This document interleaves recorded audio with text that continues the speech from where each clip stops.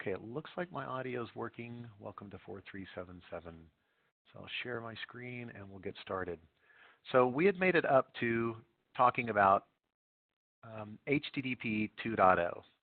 And one of the things that we're going to try to understand about 2.0 is why did they have to take such a radical approach to develop it from what most other application developers over time have done, which is to be willing to use TCP or UDP as the two given transport protocols and make your application kind of work on top of one or the other and fill in, a few holes wherever they may be. Some of the holes are big.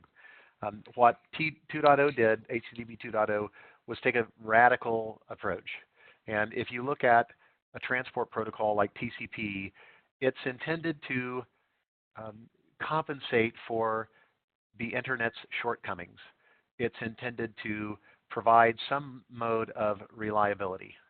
And the way it does that is by keeping track of packets. So it will deal with lost packets, packets that are out of order, packets that are corrupted, although UDP has a way of dealing with some of that, packets that are duplicated. Some of these it does formally, some of them people would argue it doesn't, perhaps, but it basically tries to add some reliability. It does congestion control by trying to make sure it's not overwhelming the network. It does flow control by making sure it doesn't overwhelm the receiver, that even if the network can deliver it there, do you have enough room for me to ship you 1,000 packages right now, etc. UDP, on the other hand, does nothing. It's TCP's lazy, evil twin brother. So it basically just sends. It doesn't care whether there's permission on the other end, and that's a really big one that TCP does, the handshake. It doesn't care whether you have permission. It will just try to send it. Doesn't care whether the packet makes it. Won't resend it if it thinks it's lost. Won't deal with duplicates. Doesn't want to hear about it. Does nothing to manage congestion or flow control, so it can easily overwhelm the network and overwhelm the recipient network. So lots of network managers don't let UDP traffic in for that very reason. It's unruly and ill-behaved. So why would you need UDP? Because sometimes people want to send things that don't need any of this reliability. They just need it to get out the door fast with a minimum of effort. Things like audio streams on a voice over IP call. It makes no sense to go backwards and resend a packet that represents a little clip of something someone said a second ago. You've moved on already. And it doesn't make sense to try and deal with flow or congestion control by just stopping sending things for a while. What you want to do is maybe send smaller packets. So there's some communication that you instead need to do from application to application on the end. It's nothing TCP could have fixed.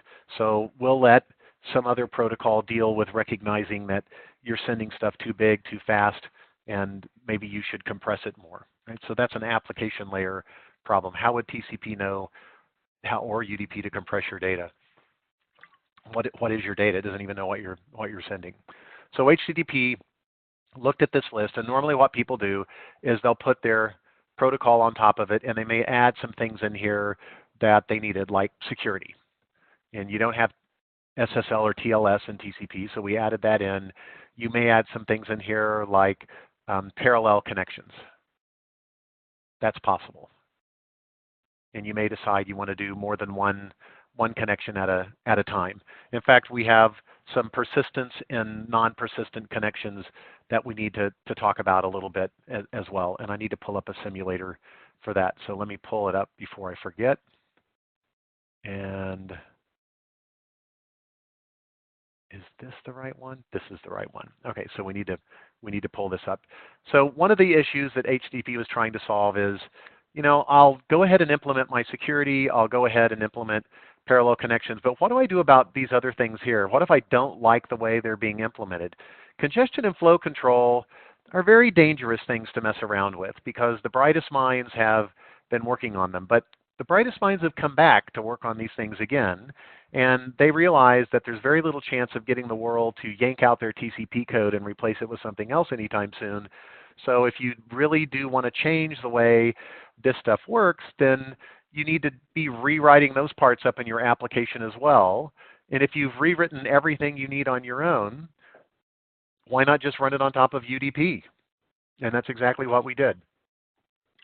So we moved things over to UDP and just ran on top of them.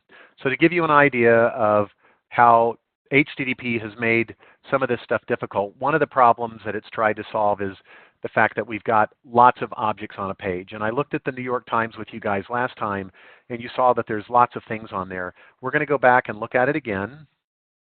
And I'm going to pull up the inspector one more time. This time what I'm basically trying to coax out are some URLs. So this page has got lots of stuff on it. We agree with that. If I start going through the source and look at the URLs, here's one to opengraphprotocol.org. That's not the New York Times. Here's one to media.net, not the New York Times. Here's one to New York Times, Google Tag Manager, Optimizely.com, Google.com, another Optimizely, another New York Times, Twitter is here. We've got doubleclick.net, BlueKai, what else do we have? BKRTX.com, NYT.com, part of the New York Times. Maybe it's the same site. Yahoo's here. And that's it. Another New York Times, and that's it. So if we want to get this page built, the first thing that's going to happen is we'll pull back the HTML. We will see references, what I'm just scrolled through. That's what you'll get back. And you see all the places now you need to go to get objects to finish drawing the page. And if they're all on the same website, it's going to immediately create contention, because your typical system will not allow you to make 20, 30, 40, let's say it's 100 objects, won't let you make 100 simultaneous TCP connections to some server out there. Not good for the OS, not good for the network, not good for the server. So they limit us. They restrict what's going on. So it's going to take time to get it done. And if you remember that servers, web servers have no state as well. They're like traffic lights. You show up at the green traffic light, you do it 50 times in a row, the traffic light's never going to catch on. It doesn't remember any state about you. So how does that affect this diagram? What that basically means is your PC is going to have to open up a TCP connection with the other side, with the server over here, and this is the client, this is you, with that super skinny computer for whatever reason. And after you get a handshake, you get permission. That's one of the things TCP does. Then you can ask for the web page using HTTP, and you'll get the web page back, and it's going to close the connection. Then you're going to have to open up another TCP connection, because it doesn't have any concept of what's next. It doesn't have a concept of state. So you'll open another TCP connection, and you'll get one of the objects, and it's going to close the connection on you. Then you're going to do it again, and then you're going to do it again for every single object. And this is going to keep on. So that can be depicted graphically with this tool as a non-persistent connection. So let's say I have 4 objects I'm trying to send. Every one of them is going to require a TCP handshake. I ask for the base HTML page that I just showed you that has all of the URLs. And of the ones that are back on the same site at New York Times, I can then begin pulling those objects off of that page. But every one of them is going to require a TCP handshake and then an object request. And then it's going to close the door on me. So it's very inefficient. So one of the things that we did was develop the ability to do things in parallel. And if I've got, let's say maybe I have the ability to do 2 parallel connections at once. So what it looks like is this got shorter, but I don't see 4 objects anymore. I see 2. So what exactly is going on here? Well, what's going on in this case is you're still going to have TCP and HTTP, but you're going to do 2 of them at the same time. And so you'll be done. This will get you the first 2 objects. One more round will get you the next 2 objects, and you're finished. So as a result, your answer looks shorter. If I have 3, I'm going to get 3 done in one. I still need a second round for that 4th one. Doesn't look any different. If I go to 4 and I do 4 at once, then I get rid of something more. But again, there's still the same number of TCP connections and the same total amount of data being sent. It's just now that some of the TCP connections are in parallel with others. So we didn't solve the underlying problem of this stubborn, stateless server refusing to let me carry on any kind of a conversation. What I would like to do is to tell it, look, I want this base HTML page. We both know what it's going to have. It's going to have a bunch of objects on it. Please keep the connection open for a while so I can continue to ask you for things without having to start the connection back over again. And if I look at sample HTTP code, let's see, where was the one that I did earlier today? It was Keep Alive. Was it Keep Alive? I don't remember if it was this one or not. Let me look at my history. It was at Mozilla. There it is. Okay, so here's a sample response back from a server. And what the server has said is, I see that you asked me to talk to you in HTTP 1.1. I can do that. You asked me for a base document. I have it. It's going to come in a minute. So everything's okay. I understand you want to keep the connection alive. I'm confirming I'm willing to do that. But I've got some rules around it. I'll keep it open for an inordinately long time, but only for 5 seconds between inactivity periods. So if you ever go more than 5 seconds without asking me for something else over this connection that I'm keeping open for you, I will close it. And you will have to start another TCP handshake again. There's some security reasons for doing that, including not letting people connect to you, asking to keep a connection open all day, and then never coming back for more. And you're left there hanging with resources designated, with buffer space allocated, with threads of code spun off, and nothing's ever happening. So somebody's just eating up your resources, and you'll eventually crash the computer or deny anybody else access to it. So this is evidence that somebody's keeping users on a tight leash. They're only giving you 5 seconds. It's reasonable to pull up a web page and the browser immediately goes and gets the objects. It won't take 5 seconds probably for that, but you and I would. If we open it up and we start looking through the New York Times page, maybe it takes us more than 5 seconds to click on something. So what does it look like when the server goes along and agrees to give you a, let's move this over, agrees to give you a persistent connection? Things look very different. Here's 4 objects now, the same 4 objects, but you'll notice I only have one TCP connection. And the remainder are all part of the same stream. So I open a handshake, I get my base HTML page. There would probably be a little gap here while the browser parses things. It looks like it's all kind of jammed together. I get it. And we do 4 object requests sequentially. So this is called persistent without pipelining. Pipelining says, look, I mean, I'm here for one reason. Everybody's here for the same thing. Give me the page and give me all the objects on the page, and do it now. So for this one, I can have pipelining, and pipelining will max out the total number of objects they can convince your browser to accept, which is going to be at least 4. So everything goes away, and it looks like it's a single object request. They're happening in parallel, just without the TCP handshakes anymore. So all 4 of these things can happen. People use other tricks as well to try and speed up the delivery of web pages.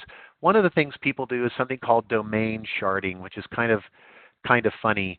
It turns out it's actually the server that wants you to get the web page fast more than it is you that wants to get the web page fast. So if I'm sitting here with my browser and the server has 100 objects to give me, you know, there's a rule that says, normally I've got lots of web servers running in parallel, so I'm going to assign you to one of them, and we'll call it New York times 1. I also have New York times 2 and New York times 3 over here. And I'm going to say 30 objects total on this document that I've got. So you're assigned to one of them. You go to N1, and you get the HTML page back, and they know that you want 30 objects. So instead of waiting for you to ask for the 30 objects, they're going to send you a little negotiation with HTTP, and it's going to cause you to open up a connection to a couple of other servers they're going to hook you up with really quick, N2 and N3. And because these guys are in cahoots with each other and they know what's going on, they're each going to send you part of those 30 objects. Each is going to send you 10 of them at a time. This one's going to have to send you the base HTML page as well. So it's going to get off to a, start early, and then once it figures out that there's 30 objects, it can go and ask these guys to help, but it's already started downloading its 10 by then. But it's much faster, and it breaks the rules because you're not supposed to have this many connections open to a single domain at the same time. So they'll actually name this things like n1.com and a totally different domain, n2.com, not just n1 and n2.newyorktimes.com, where they're both the same domain name with just a different host name. They'll actually do something different. So people have used all these tricks. So we're going to fly through a few things. I'm going to stop occasionally and point things out. Pages have gone from a single 600-byte HTML page to hundreds of objects and megabytes in some cases of storage. So things have accelerated. If you ever see a graph on the internet that looks anything other than this, they're not showing you the right graph. Every graph you look at in computer science seems to look like that, unless it's downhill like the purple one. So we've tried updating HTTP. We've tried increasing the maximum number of connections. We've added things like pipelining in here, but still the load time is really, really high. And it can make a big difference. For example, getting rid of those extra TCP handshakes on a non-pipeline connection saves about 40% of the download time for the web page, if they each took a couple of a second for a round trip, for example. So it's substantial. Here's the domain sharding I talked to you about. So there was a war that went on between Microsoft and Google. One of them championed a protocol called Speedy, and the other one championed one called WebSocket. They both tried to address lots of shortcomings of the way HTTP was slow, dependent on a 40-year-old TCP protocol. So what they basically did was added some things in here. First of them are really transparent. They add some extra variables and values that if the site doesn't know how to interpret them, it just ignores them. It's not destructive.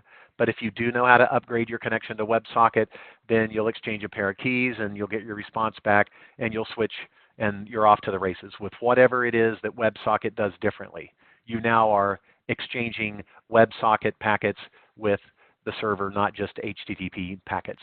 They did some chat simulations with lots of users. It turned out to be extremely efficient, so that worked out well. WebSocket already existed. It had been written into code and things. People had tested it for a while. They knew that it was going to work. They knew it was appropriate. Speedy had some other things they wanted to get done, like massive pipelining, sending all the objects over as if it was like a single file, not getting into the trap where you're stuck behind an object in front of you that seems to be really slow, that you're not confused by having objects come from multiple servers. So you remember the New York Times page, only a few of those objects came from the New York Times. The rest of them were sites like Optimizely and Google Tag Services and things like that.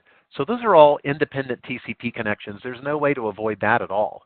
You will have to open independent TCP connections. All that stuff's going to take time.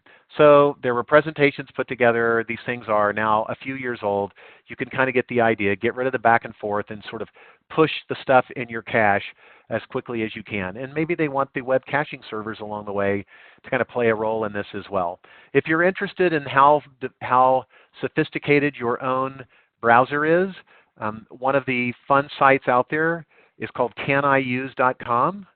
And you can go to there and search for whether the browser you're currently running on right now is capable of using HTTP 2.0. And I'm on Firefox, and since version 36, it's been completely compatible with HTTP 2.0. There's a few notes in here.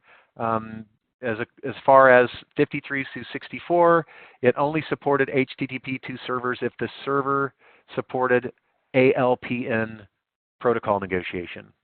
And with version 65, still is a problem, still going to be there in 66 and 67, which are still coming up. Right? So those things are still in the future. I've never tried importing data from Mexico. I want to see what that kind of, it's the same version numbers. You also see things like Opera is dead, BlackBerry browser is dead, barely Internet Explorer. It's kind of over with now. They really don't support it any longer. They've moved over to Edge, which is totally on top of things. But a year or two ago when I looked at this, it was sort of crazy interesting. You could go backwards in time and see the wars that were going on with these things. I think you can also do things like, can I support SSL? And see if it's flawed, it's replaced by TLS. So let's go there and see if my browser can support that.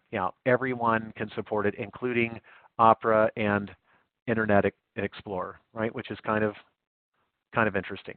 Okay, so fun site there. Meanwhile, back to the races here. We'll get through this stuff. There's more background material in here. Sometimes we have time and we spend a little more effort on it. But basically what they're doing is playing with fire. They are replacing TCP and putting stuff on top of it.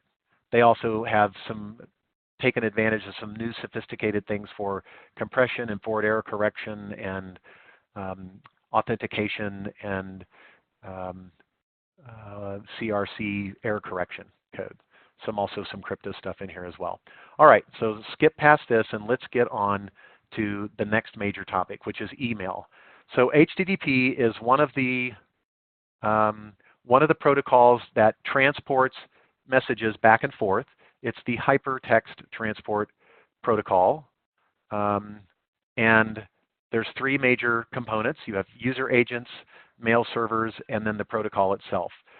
Email is not exchanged between your email program and someone else's email program. Email is only exchanged between servers. And there's one designated primary and some backup servers that handle all the email for every domain on Earth. If you have a domain from GoDaddy, the same server that's handling your email domain will be handling another 25,000 domains as well. So it doesn't mean you have to buy a server. But all the email exchange, and therefore this SMTP, Simple Mail Transport Protocol, is a message stream between mail servers. What you run is not SMTP. You run a program, a client, a user agent, and it opens up its own connection using its own protocol between the device and the mail server that you are assigned to. So if you have a Gmail account, you're going to be connecting to the Gmail email server. If you have a U of H account, you will be connecting to the University of Houston email server.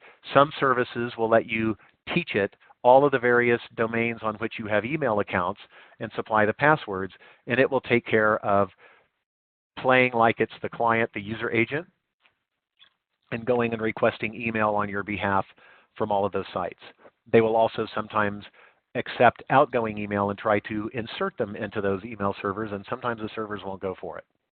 Okay, so you've got a regular program that stores email, keeps track of a mailbox, makes you log in, will pull things off the server. We're talking about programs like Apple Mail or the Mail program that's native on your phone or your tablet, or Outlook.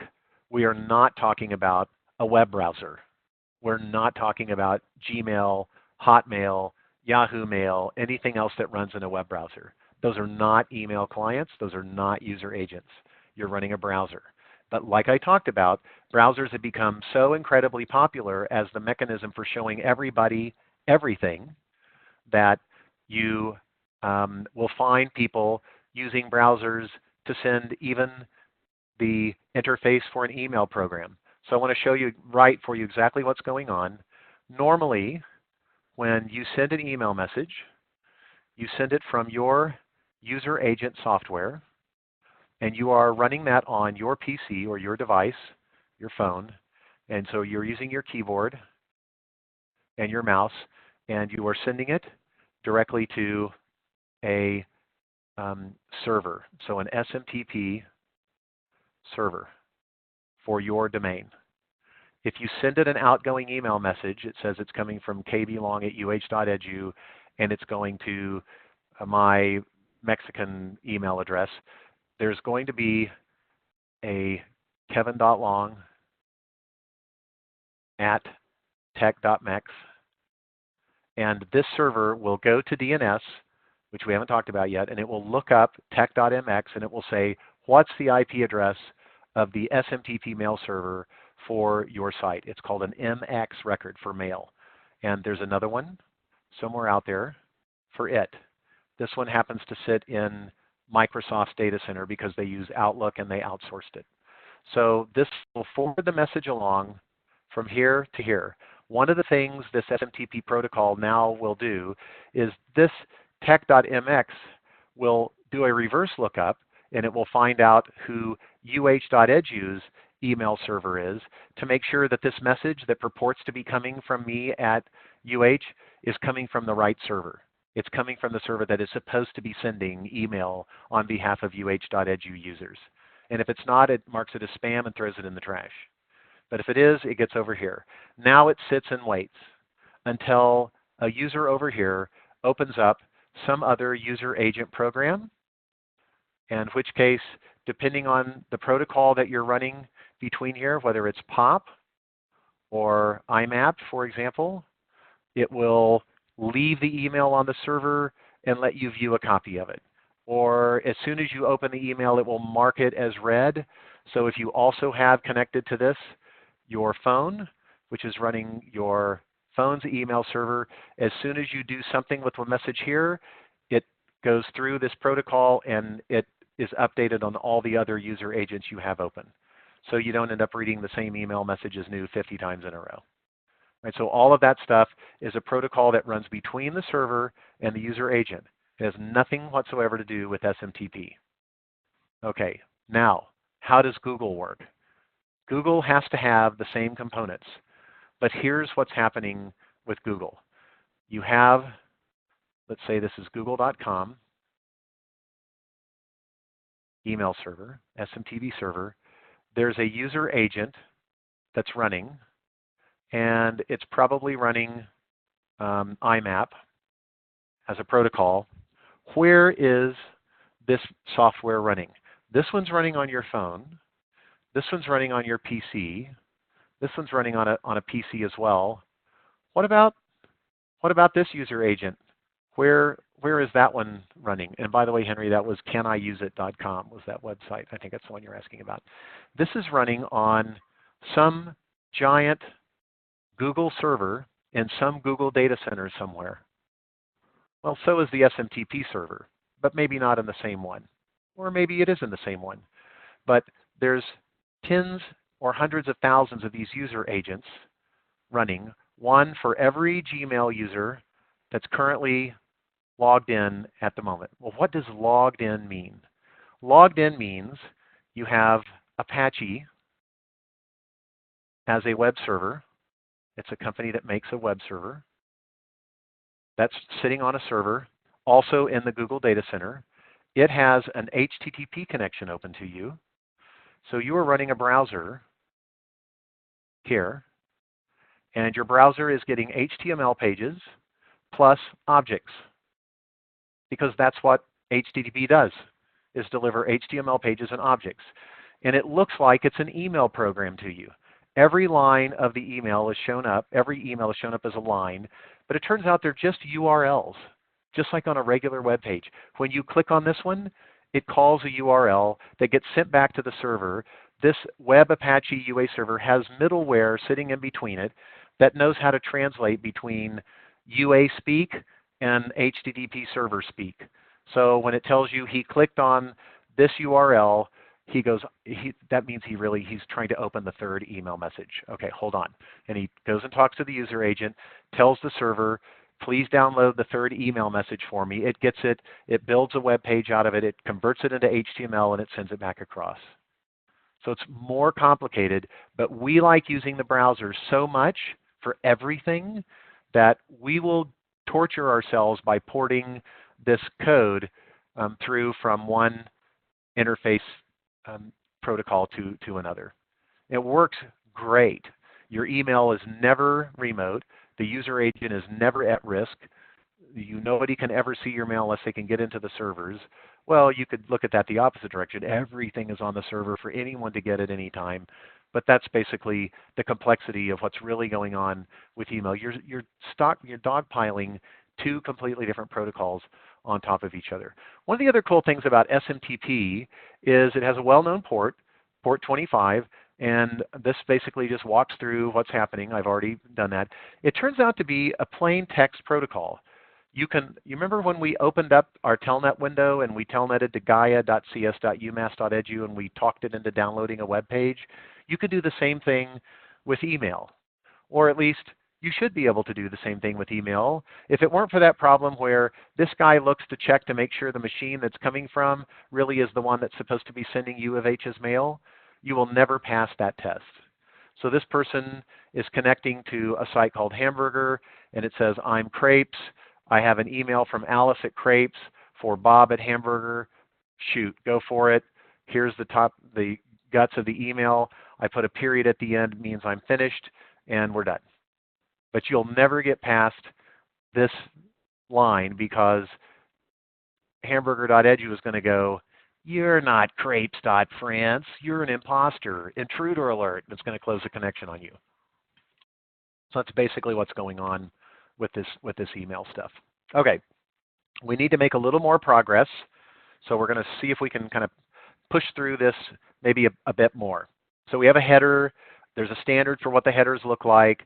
When people want to know what's going on with email, they're always asking you to send them the header. That's this spot here. And then there's the body of the email. Everything that's sent in email is just like the headers in that it's plain text. So if you want to send a binary file, it's going to get converted to rows and rows and rows of ASCII characters, readable A through Z, 0 through 9 characters. Not even special characters, just regular 7-bit ASCII characters.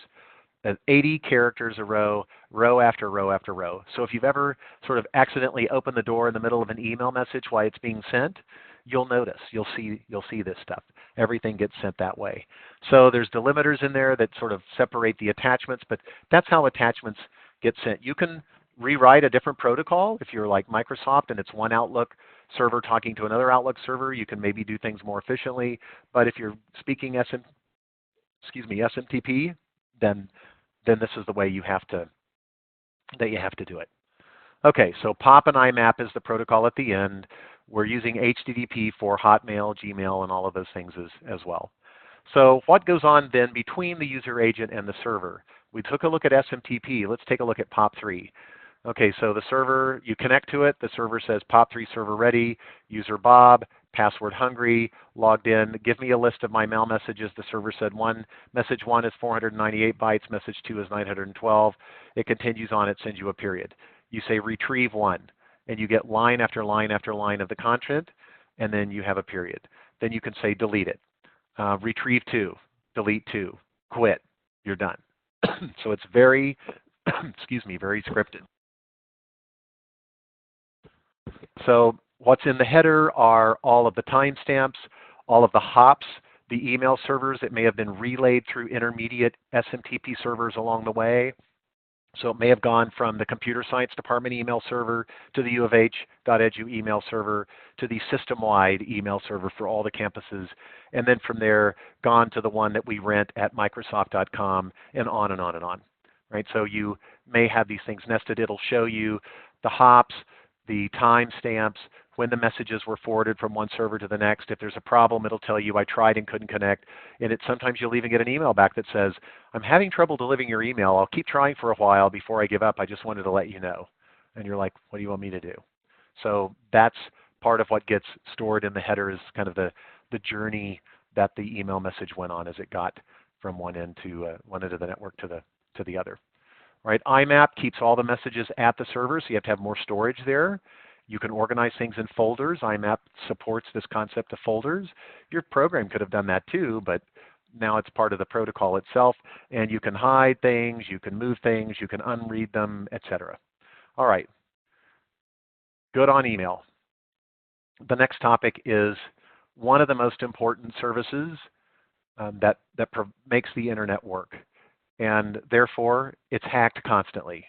And people bring it down. And when they do, the internet stops working. It's just that simple. So it's a service called DNS. It stands for Domain Name System. Some people will call it Domain Name Service. But it's a distributed telephone book that has the IP address that goes along with the name for every public host on Earth. So there's billions of entries, more than there are IP addresses, for a couple of reasons we'll talk about soon. But it's like a telephone book. If you want to open a connection to google.com, 100% of the time, it's got to get changed to an IP address before it can even be handed to TCP. So your application first task is going to be to call on DNS to please help you translate the name that you as the user typed into the URL field and convert it to an IP address. And we know this is happening because when we look at the packet in Wireshark, we see IP addresses. It's all about IP addresses. That's the whole world of IP addresses. So that's what DNS does, and it needs to be reliable, and it's got an interesting hierarchical organization that we'll get a chance to look at today for a little while. It is an application layer protocol, which surprises a lot of people, and it generally runs on UDP. Why? Because if you don't get an answer back, you're going to ask again. So you don't need to worry about TCP figuring it out. You're probably more impatient than it is, and you'll just ask again anyway. It will use TCP when it's got something that's a little bit big and won't fit in one UDP packet, or if it needs to be secure and you need to be more certain of what's going on, like sending DNS update blocks between DNS servers, for example. It's a core internet function, and it runs inside the internet, lots of different places, even though it's running on what you and I know now as a host. It's running on an end system that's actually hanging off the end of the network. So it deals with getting everybody in a format that we know how to do it. So internet hosts, all devices on the internet have these IP addresses. They're actually 32-bit binary numbers, and we can put a record in DNS that says this particular 32-bit pattern is the pattern that you should give someone when they ask for the address for yahoo.com. So it's like social security numbers or passport numbers or various things like that. Okay, so that's what it does, is it translates it. So it builds this database and then it runs this service on top of it, and the service actually will respond to requests to hand you back these translations a million a minute. It's fast. It can also handle nicknames for sites. So for example, if I use a browser and try to open a TCP connection to port 80 at just uh.edu, we all know what's going to happen. It's going to get converted to www.uh.edu.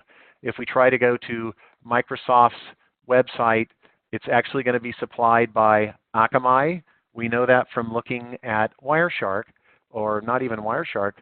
I can just open up this thing and say traceroute to www.microsoft.com, and it'll tell me it's going to Akamai Edge. So DNS translated this name to this IP address. If any of you have a command prompt or a terminal window or access to a Unix prompt available, do me a favor right now and try trace routing to www.microsoft.com. You're not going to get the same IP address, would be my guess. And sometimes, if I do it multiple times myself, I won't even get the same IP address. So I'm going to open up another window, and I'm going to try going to Amazon.com and see what I get. All right, I'm going to do it again. And I'm unlucky because it's giving me the same one every time. Some sites won't. If I do a DNS entry, okay, you got a 132, cool. I got a 251. Your address is 23.45. No, yours is very different.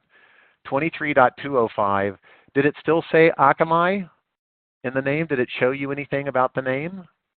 Because what I'm going to do is Hector got the same one. So E1378, interesting. It's the same host name as mine, but it's a different IP address. So people in Houston are getting pointed to a server in Houston. I'm in Mexico. I'm getting pointed to one in Monterrey. If you have a VPN, you can fire it up and try it again, and you'll be trace routing from someplace else, and you'll get a different IP address. So what's going on? We need to understand, and we will, as we kind of go through this a little bit further. I do not want to start up a VM machine. So there are aliases that you can give them. We saw that when you went from U of H to www.u-of-h automatically. It also can have like the official name of that server, which is uh.edu. It's probably not www.uh.edu. And you also can have mail server aliasing in here where you can say imap.uh.edu will point you to the site you need to open your user agent connection to. It's the same server as smtp.uh.edu, but this is what I want you to type into your configuration in your email program, because I may change my mind and split those apart later, and I'll be glad that I told you to use a different name. But for now, they point to the same place. You can do things like that. You can also spread work out. So we just saw an example of that, where we each go to the same site, but we get pointed to different servers. That's because DNS gave each of us a different answer. So someone is inserting different data into the DNS database depending on from where we are asking for the information on the internet.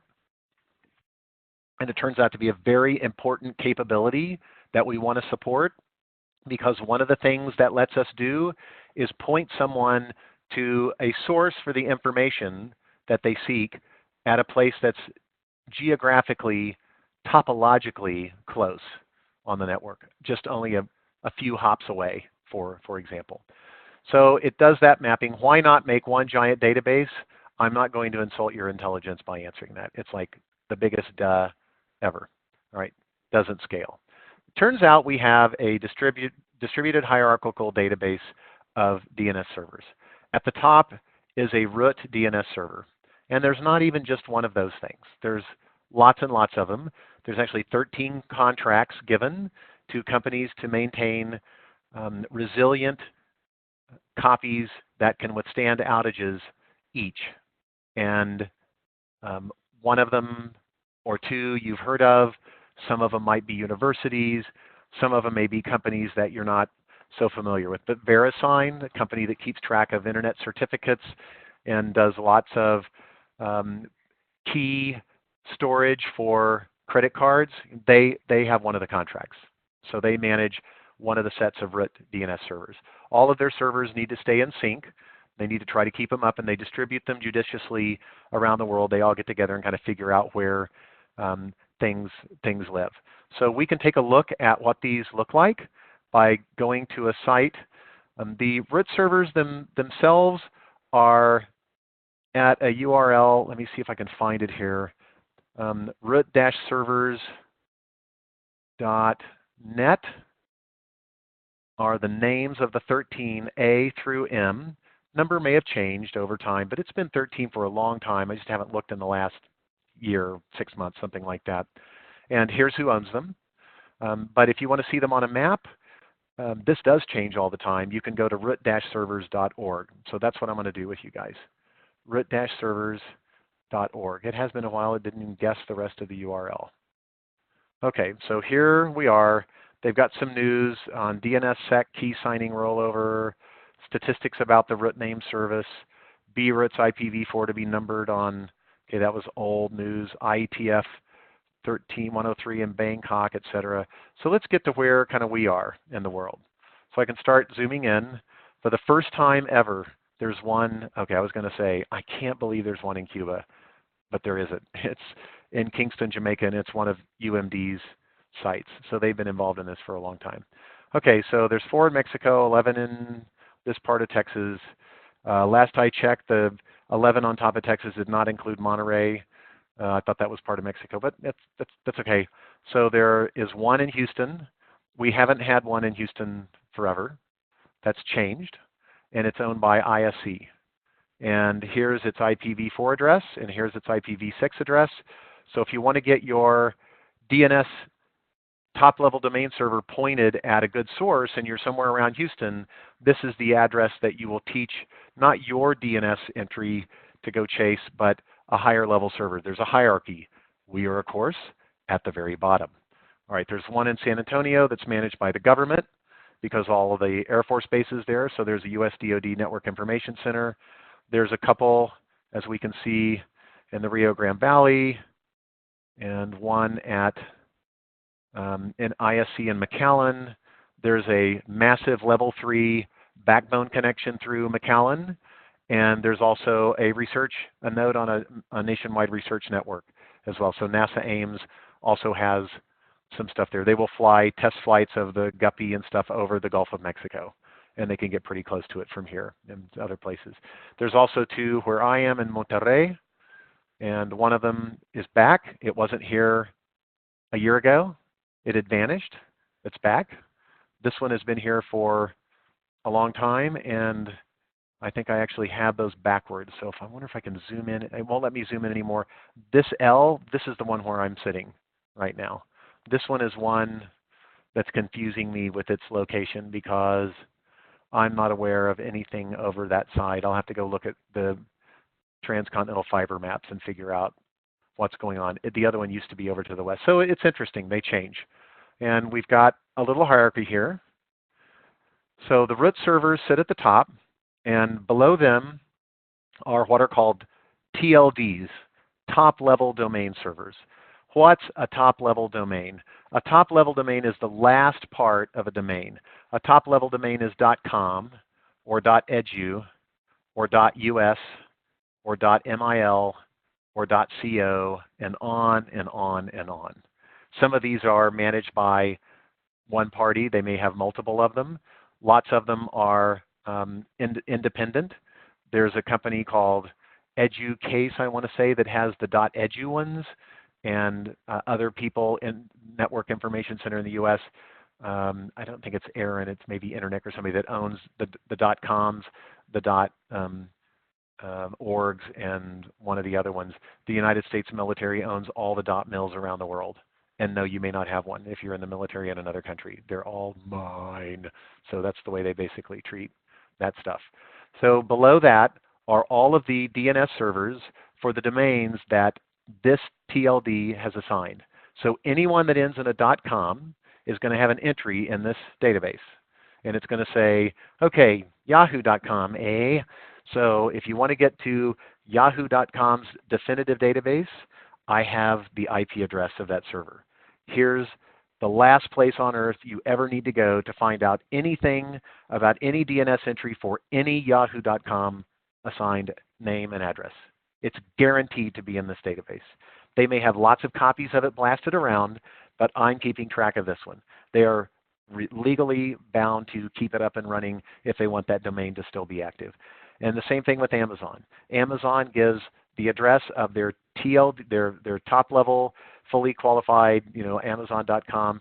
They may have host names on the left that qualify it further, but there's one server on earth that has all of the DNS entries for Amazon.com, or that will answer questions on behalf of any DNS entry for Amazon.com, and this TLD knows its address. So this TLD database has millions and millions and millions of entries for all the .coms. This has entries for all the .orgs. This has entries for all the .edus. Where do we sit? We belong on a network somewhere, and we are pointed at a DNS server. The DNS server is almost certainly subordinate to one of these, but it doesn't have to be. It can be one of these. So when I need to go to google.com, and I'm on a yahoo.com network because I work there, then I will send a DNS request out. My local DNS server may not know what's going on. It will work its way up to yahoo.com's main server. It doesn't know, and so it knows it needs to go figure out the address of this site at google.com. So how's it going to do that? Well, it's going to look at its DNS entry. What's the IP address for www.google.com? And Yahoo server says, well, I just don't happen to know that right now. No one's asked me in a little while, or I've been rebooted recently, or I had the entry but it expired, so I don't know. Let's go see. I'll be right back. So one way to do it is it will go up to the TLD and say, com TLD server, what's the IP address of Google's DNS server? and it will say, go over here. Thank you. It will go and ask Google's DNS server. I have a user who's trying to get to www.google.com. Would you be so kind as to give me the IP address for that domain name? And google.com will respond back. Yahoo's server will make a note of it. Your own computer will make a note of it. And the next time you go to google.com, which might be in 3 seconds with another TCP connection, you don't have to go ask again. You'll hold on to it for a while. So it'll climb up. What if I'm at uh.edu and I need to do the same thing? Let's take a look a little bit about what that might look like. So let me take a picture. And this one will trace out, but only if I can open up another panel. Okay, so here I am at uoh.edu. So I'll make this U of H, all right? And I'm sitting on a server in CS. So there's a few other DNS servers around the U of H campus. There's one downtown. Computer Science has one. There's one in Victoria. Maybe there's one over in, I don't know, the library or something like that. And then I'm sitting on a LAN over here with my PC. And I am trying to get to a person that sits at hireme.com. And hireme.com is parked at GoDaddy. And I'm sitting out here on the internet, and I've got a LAN, and I've bought some IP addresses from my ISP, and I've want them to be known as hireme.com servers. So one of them is called houston.hireme.com. So I get an IP address assigned by AT&T locally, and I log in to GoDaddy.com, and I add the record for houston.hireme.com, which might be like 14.6.27.9, and I add this record to the hireme.com DNS database, which we both know is really just another record in a file of 1 million records for 50,000 domain name servers all parked on the same system at GoDaddy.com. It doesn't matter that it's not physically on my network. So I want to open a web page that you say you've got running on a little test server right over here. So I need to get to you. So I open up my browser. I type in www.hou.hireme.com, and I hit return. And my local DNS cache doesn't know where you are. It goes and asks the Computer Science DNS server, which is probably something that's running inside the router for Computer Science. It's a service that a router can provide. If it's small, it will provide some of that. So it may intercept this request and do it and figure out it doesn't have the answer either. And it sends it on up to the University of Houston main DNS server. It doesn't have it either. But it goes back and says, you need to ask the .com top-level domain server. And my CS DNS, the one that I normally get all my DNS from, the one that's in my list of DNS entries when I open my network configuration, he's got the task of solving this problem for me. And he says basically, I don't have any idea what you're talking about. I don't know the IP address of a TLD, and I don't know what I'm supposed to go ask them. Well, he does if he runs DNS. So he's going to open up a connection. This guy's going to know the IP address of his top-level domain server. So he's going to go up and ask this guy, do you know the IP address for the .com TLD server? If he doesn't, he's going to send you up to the root server, and you can ask the root server, do you know this IP address? He will say, yes, I do. You will go to this one and say, do you know hireme.com's DNS server address? And he goes, yes, I do. It's this server at GoDaddy.com. You will open a connection to the one at GoDaddy.com. It will respond to requests for hireme.com DNS entries. You hand it this name. It will give you back this IP address. And now you are ready to hand that IP address back, returning the DNS function call that this browser made. Now the browser has the IP address of the site, and it will open up a TCP connection, send a message that needs to be delivered to this other site. TCP will negotiate a handshake with this guy, and assuming it comes back, you will begin exchanging HTTP data. Everyone along the way remembers pieces of this puzzle. The root server has nothing to remember.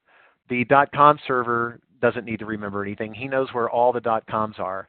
Maybe the edu server pays attention to where this guy is, but probably not. The U of H server needs to make a note of this and this and this for sure, and probably this one as well. And the computer science server is going to keep track of the things he's aware of. He'll keep track of this and this and this and this as well. And your browser will keep track of this one. That's the only one he ever saw. That's the one he was given back. So if you get the HTML page and it's got 20 objects and they're all on this server, you already know the IP address. If you wait a while, these entries will expire. And they have a default value, but they can also tell you how often or how long they want you to keep it. And they can tell you don't keep it at all. They can say, you know what, every single time you need a DNS address, you need the IP address for this, come ask me. Maybe you're very, very mobile and your address changes all the time. Okay, but that's the idea behind making DNS distributed. So these things are scattered around the world, and we played around with the map a little bit, and you can zoom in and kind of see what's going on in some of these, in some of these sites. The TLDs are the top level domains. They have all the suffixes. There are authoritative DNS servers. It's the primary one for every site. Amazon.com, uh.edu, rice.edu, yahoo.com. They each have to have one server that they point the world at that's guaranteed to answer any DNS inquiry for that domain. It doesn't have to be on the customer site. They don't have to own the equipment. They just have to have somebody that will provide that service, and they teach the TLD. That's where it is. So when we meet again on Monday, I'm going to walk you through a couple of examples of laying out DNS answers, one recursive and one iterative. Most of the ones that we use, I believe, are iterative. I don't see recursive often, but that'll give us a little bit more detail. But that can wait until next week. I will have another homework. I'm going to try to have one pretty much behind this one, because we're getting ahead of the homeworks at this point. So we'll have a chance to play around with this. You can look ahead in the slides if you want to take a peek at some of these sites and learn about how long sites want you to hold on to their DNS entries, how many different IP addresses could we possibly be given when we ask for an address, and some things like that. But that's enough for now. All right, guys, have a great weekend. I'm around if you have questions. I've had some good ones already on the homework. Keep them coming, and I'll see you in class next Monday. Bye, everyone.